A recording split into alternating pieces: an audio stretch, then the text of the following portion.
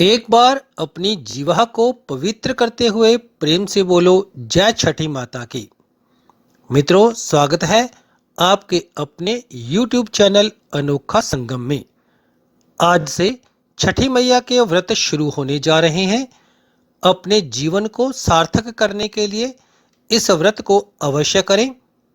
इस व्रत को करने से आप लोगों को संतान सुख, धन वैभव, काया का सुख और मोक्ष की प्राप्ति होती है। इस व्रत के बारे में कुछ जानकारी आप लोगों तक पहुंचाने का प्रयास कर रहे हैं।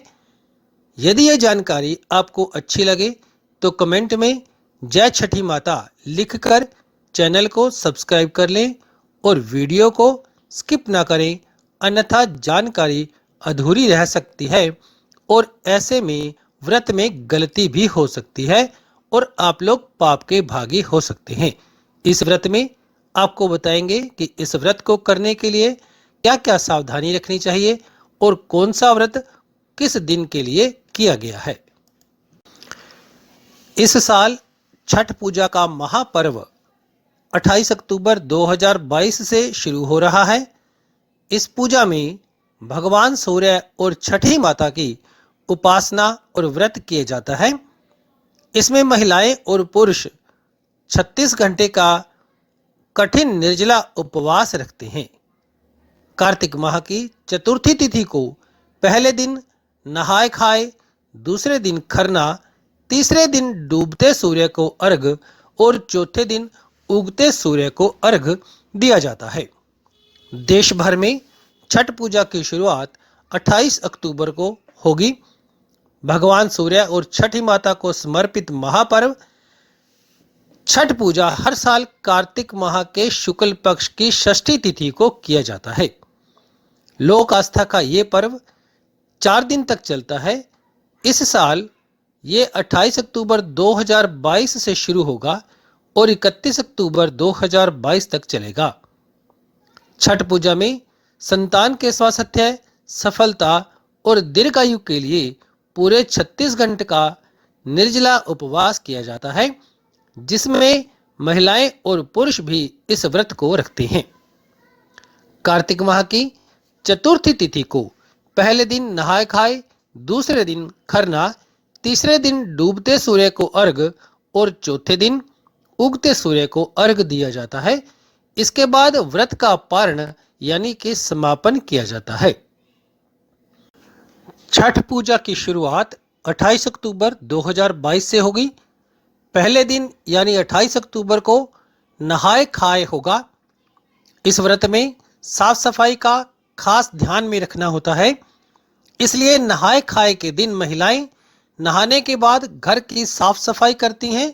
नहाय खाए के दिन हर घर में चने की दाल, लौकी की सब्जी और भात प्रसाद के रूप में बनता है। इन भोजन में सेंधा नमक का ही उपयोग किया जाना चाहिए। 29 अक्टूबर 2022 को खरना होता है। छठ महापर्व के दूसरे दिन को खरना कहा जाता है। इस बार खरना 29 अक्टूबर को पड़ रहा है। इस दिन व्रती महिलाएं गुड़ की खीर का प्रसाद बनाती हैं, उसे रात में ग्रहण करती हैं, जिसके बाद इसे प्रसाद के रूप में बांटा जाता है। इसके बाद 36 घंटे का व्रत शुरू हो जाता है। छठ पूजा के तीसरे दिन सूर्यास्त के समय डूबते हुए सूर्य को अर्घ देते हैं। व्रती महिलाएं और पुरुष नदी, तालाब या फिर घर में ही पानी में खड़े होकर अर्घ देते हैं। सूर्यास्त का समय होगा 5:37 शाम को। 31 अक्टूबर 2022 को सुबह वाला सूर्य को अर्घ देंगे। चौथे दिन व्रती पानी में खड़े होकर उगते सूर्य को अर्घ देते हैं। इसके बाद छठ पूजा का समापन हो जाता है। फिर व्रत का पारण किया जाता है। उस दिन सूर्योदय का समय रहेगा सुबह 6:31 को। पारण में व्रती महिलाएं और पुरुष पूजा अर्चना के बाद पूरे विधि विधान के साथ अपना व्रत खोलते हैं। यदि आप चाहते हैं कि आपका व्रत पूर्ण हो और किसी भी प्रकार की कोई गलती ना हो, तो इन बातों को ध्यान में रखें जो हम अभी आपको बताने जा रहे हैं। आइए सबसे पहले जानते हैं छठ मैया की पूजा की विधि और व्रत में कौन कौन सी सामग्रियां लगती हैं। छठ पूजा के लिए कुछ विशेष सामग्रियों की आवश्यकता होती है।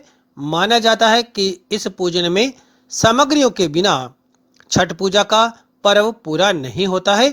छठ पूजा में पूजन सामग्रियों में बांस की टोकरी, सूप, नारियल, पत्ते लगे गन्ने, अक्षत अर्थात चावल, सिंदूर, धूप, दीप, थाली, लोटा, नए वस्त्र, नारियल पानी भरा हुआ, अदरक का हरा पौधा, मौसम के अनुकूल जैसा भी फल हो वो फल लेना चाहिए, कलश मिट्टी का हो अथवा पीतल का, कुमकुम, पान और सुपारी। छठ पूजा की विधि।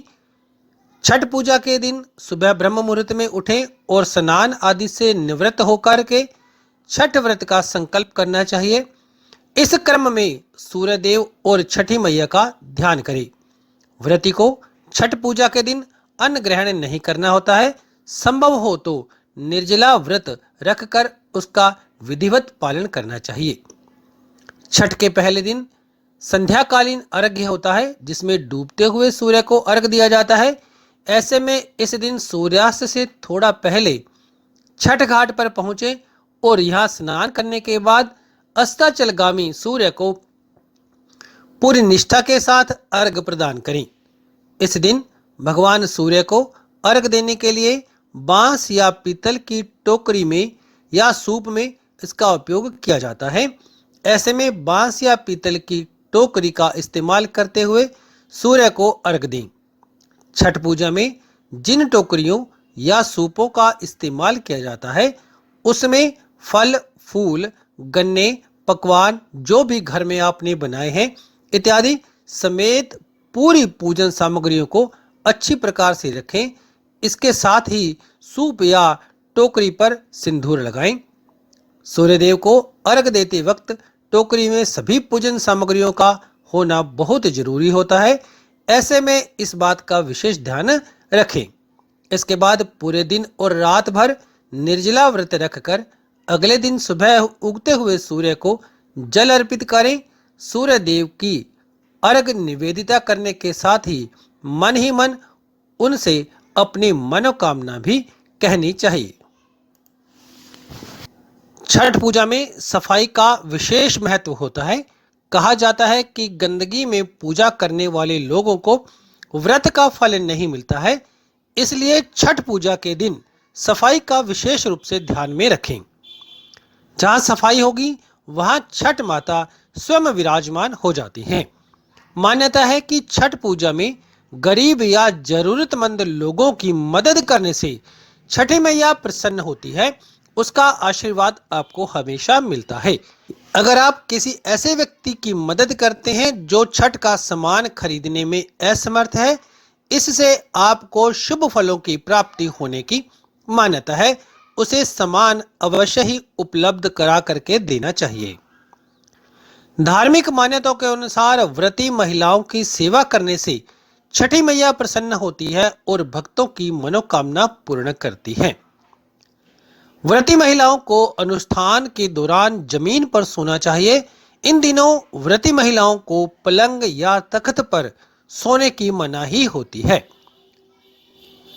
छठ का व्रत करने वाली महिलाओं को छठ पर्व के हर दिन नए वस्त्र धारण करने चाहिए। छठ पूजा में बांस के सूप का प्रयोग करना चाहिए। इस बांस में छठी मैया को अर्पित की जाने वाली सामग्री रखनी चाहिए। सूप में एक दीपक जलाना भी शुभ माना जाता है। मान्यता है कि छठ पूजा का प्रसाद बांटने से छठी मैया प्रसन्न होती है। इसलिए छठ पूजा का प्रसाद अधिक मात्रा में बनाना चाहिए और बांटना भी चाहिए। छठ पूजा में सूर्य देव को अर्घ देने की परंपरा है। भगवान सूर्य को तांबे के बर्तन में अर्घ देना शुभ माना जाता है, लेकिन ध्यान रहे तांबे के बर्तन में कभी भी दूध ना मिलाएं। पूजा के लिए बांस से बने सूप और टोकरी का ही इस्तेमाल करना होता है। छठ पूजा के दौरान कभी भी स्टील या शीशे के बर्तन का प्रयोग ना करें। प्रसाद भी शुद्ध घी में बनाया जाना चाहिए और फलों का ही सेवन कर सकते हैं। ऐसे में इन बातों को व्रती खास तौर पर ध्यान में रखें। अगर इस साल आप भी छठ का व्रत कर रहे हैं तो इन चीजों का विशेष रूप से ध्यान रखा जाना चाहिए। छठ पूजा के दौरान प्रसाद में लगने वाले सभी अनाजों की सफाई अच्छे से करना होता है। अनाज घर पर ही धोकर, कूटकर और घर पर ही पीसकर बनाया जाता है। इस दौरान चिड़िया अनाज को जूठा ना करे, उसका भी विशेष रूप से ध्यान रखें। छठ के प्रसाद में काम आने वाला अनाज में गलती से भी पैर ना लगाएं। ऐसा करने से छठी मैया नाराज हो सकती हैं। बता दें कि ये व्रत सबसे कठिन व्रतों में से एक है, जिससे खास तौर पर बिहार और उत्तर प्रदेश के लोग मनाते हैं। हालांकि अब यह पर्व पूरे देश में मनाया जाता है और लोग इसमें हिस्सा लेने लगे हैं। सूर्यदेव को अर्घ देने के लिए भी अलग अलग घाटों पर पहुंचते हैं। इस दिन छठी मैया की पूरे विधि विधान और कठोर नियमों के साथ पूजा की जाती है। मित्रों, ये थी छठ मैया की पूजा और उसमें लगने वाले सामान, सामग्री इत्यादि के बारे में पूरी जानकारी। यदि आपको ये जानकारी अच्छी लगी हो तो कमेंट में जय छठी मैया लिख करके अपने चैनल को सब्सक्राइब कर लें और हमारे वीडियो को अधिक से अधिक शेयर करें और लाइक करें। धन्यवाद। जय छठी मैया।